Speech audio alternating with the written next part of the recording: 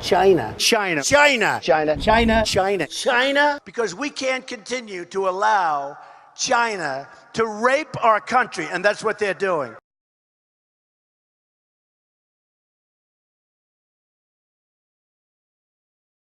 We're very happy, and Jack and I are going to do some great things. Small business, right? We'll focus on small business. What about your confirmation hearings? Explain to us how you think about the U.S.-China relationship, given some of the comments that Donald Trump has made about China being a currency manipulator. Did that come up during your meeting?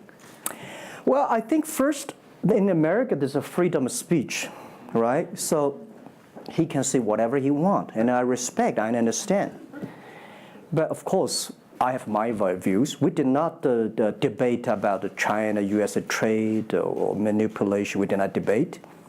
We did not. We agreed on something.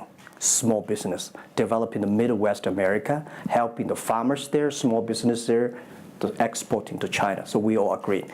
But something that we did not discuss about the American the job losing to China, Mexico, and this. Can I share with you my ideas? Please. Yeah.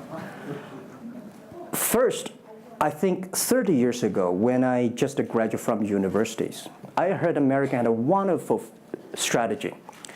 They outsource the manufacturing job, service jobs. They outsource the manufacturer to Mexico and China, outsource the service job to India. There's a book called The World is Flat. Tom Friedman, colleague at the New York Times. And I think it's a perfect strategy.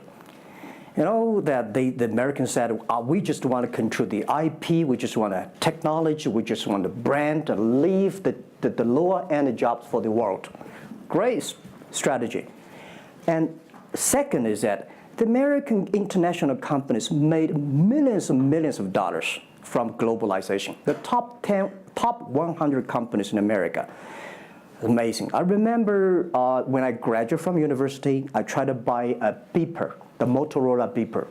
Cost me $250. My pay at that time is $10 a month as a teacher.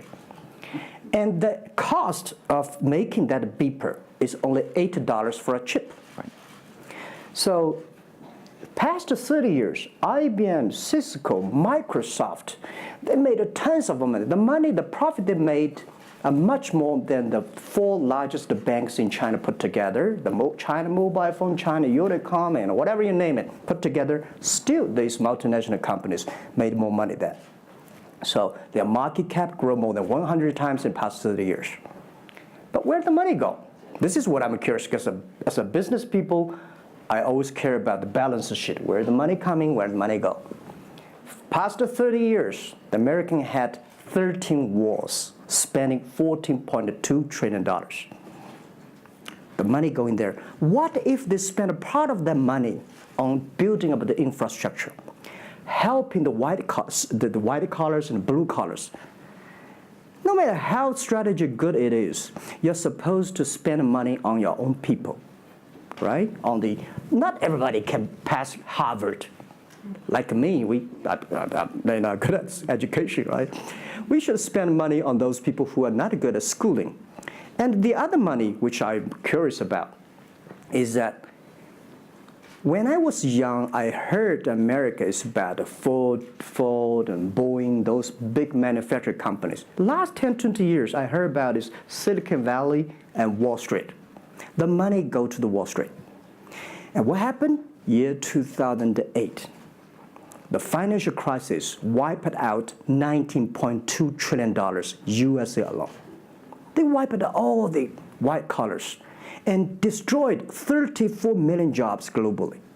So what if the money is not Wall Street? What if the money spent on the Middle East, Midwest of the United States? Developing the industry there, that could be changed a lot.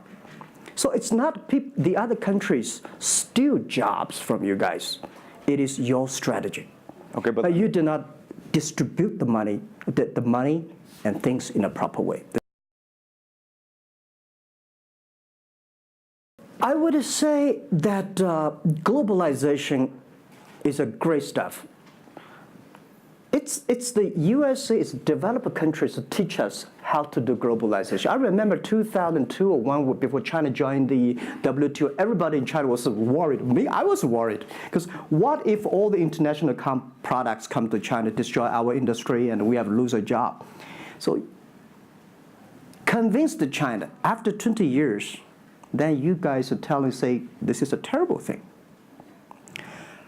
I believe globalization is good, but globalization needs to be improved. This is Donald Trump, President-elect, want to solve it, the problems.